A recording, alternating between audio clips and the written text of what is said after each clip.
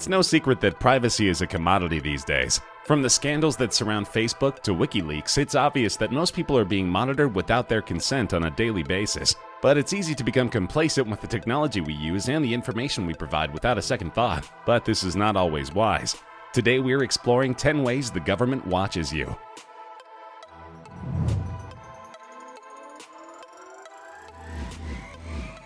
PRISM is the codename for a program that the United States government uses to collect internet data from citizens. It was launched in 2007 under the Bush administration with the passage of the Protect America Act. Documents indicate that PRISM is the #1 source of raw intelligence used for NSA analytic reports. U.S. government officials have disputed ongoing criticism and have defended the program by asserting it cannot be used on domestic targets without a warrant, that it has helped to prevent acts of terrorism, and that it receives independent oversight from the federal government's executive, judicial, and legislative branches. But privacy advocates are still nervous. It is proven that the government has direct access to servers from companies like Google, Facebook, and Microsoft. To some, this seems innocuous, but to others it feels extremely invasive. The details of PRISM were leaked by Edward Snowden in 2013. While many citizens were shocked that the government collected huge volumes of data, no substantial legislative changes have been made since the PRISM was revealed. Several high-ranking officials have insisted that the program is only used to weed out potential terror suspects, but there is no way to verify what goes on behind the scenes.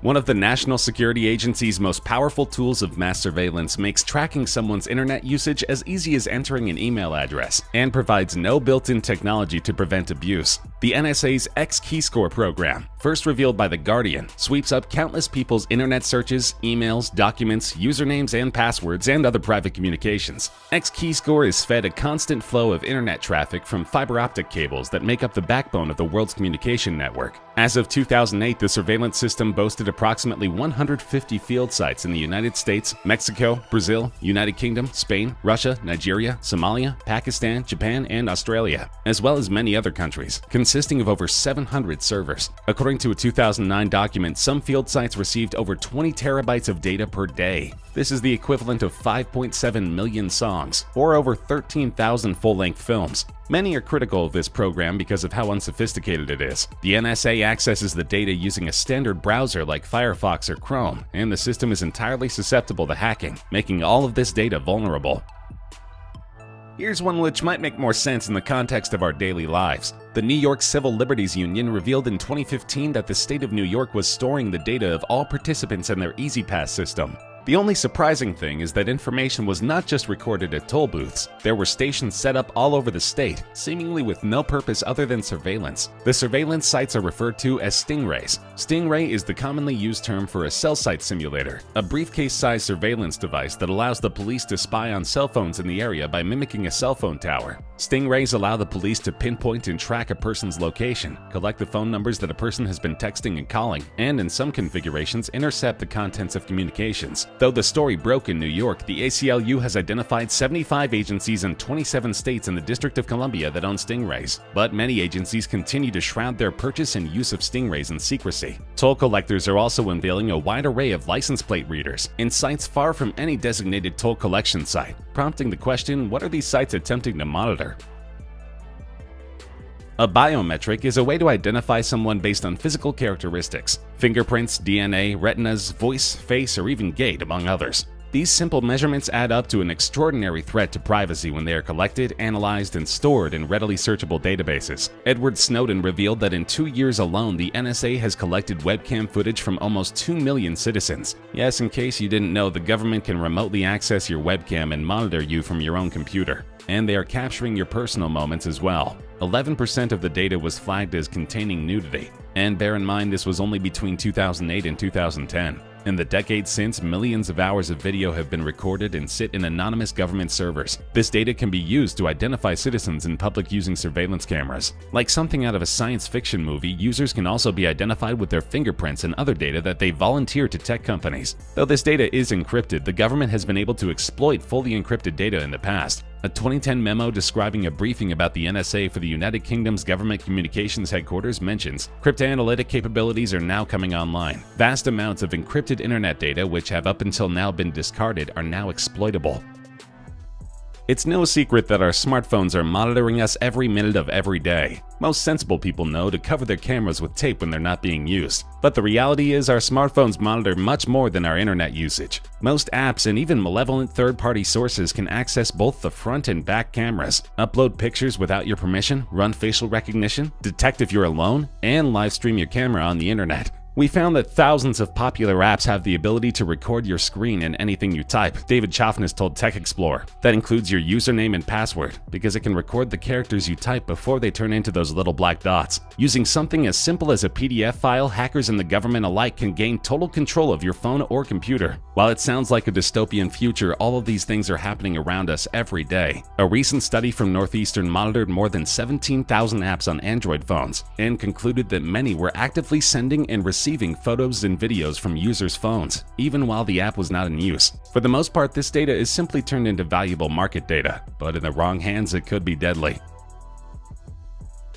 A reconnaissance satellite or intelligence satellite is an Earth observation satellite deployed for military or intelligence applications. They've been in common use for many decades, but most information exists up until the 1970s, after which they were classified in response to the Cold War. Although a number of nations have launched spy satellites, the US and the Soviet Union are responsible for by far the greatest number. The Russian Federation, which inherited most of the Soviet Union's space system after 1991, has been unable to afford the cost of adequately updating its spy satellite network. In contrast, the US has continued to deploy ever more sophisticated systems in a steady stream. Thus, the majority of spy satellites in orbit today, including all of the most capable units, are US-owned. There are now an estimated 8,000 satellites circling the Earth, many of which have super powerful cameras that can monitor anything on the ground. Not only are these secretive devices unnerving for US citizens, they're also susceptible to hacking by geopolitical enemies like China and Russia. Though little is known about reconnaissance satellites, it's clear that they could be dangerous if they were misused.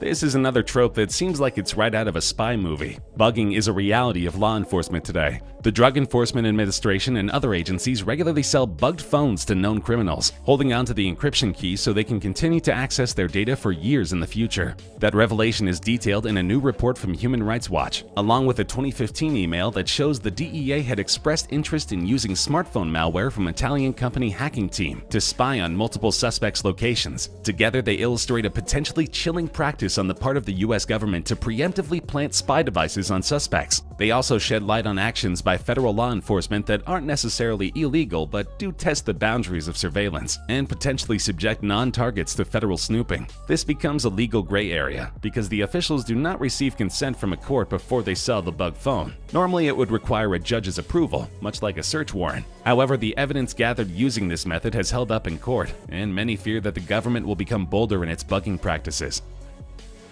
In 2016, the National Security Agency collected more than 151 million records about Americans' phone calls. Despite Congress passing a law the previous year, the USA Freedom Act, intended to curb bulk surveillance. These records are comprised of metadata about calls, which includes time, duration, and the numbers of both recipient and caller, and their collection was revealed in an annual transparency report published on Tuesday by the Office of the Director of National Intelligence. The report is the first assessment the public has seen of the impact of the USA Freedom Act and shows the difficulty the NSA has reining in surveillance while continuing to collect useful intelligence. This Freedom Act was passed in 2015 after the Snowden revelations and limits the NSA to collecting call metadata about individuals suspected of having ties to terrorism. The report shows that in 2016, the NSA received warrants to collect such information on only 46 terrorism suspects. What accounts for the other 151 million records? The NSA has been characteristically silent on the matter, though the program is now officially shut down.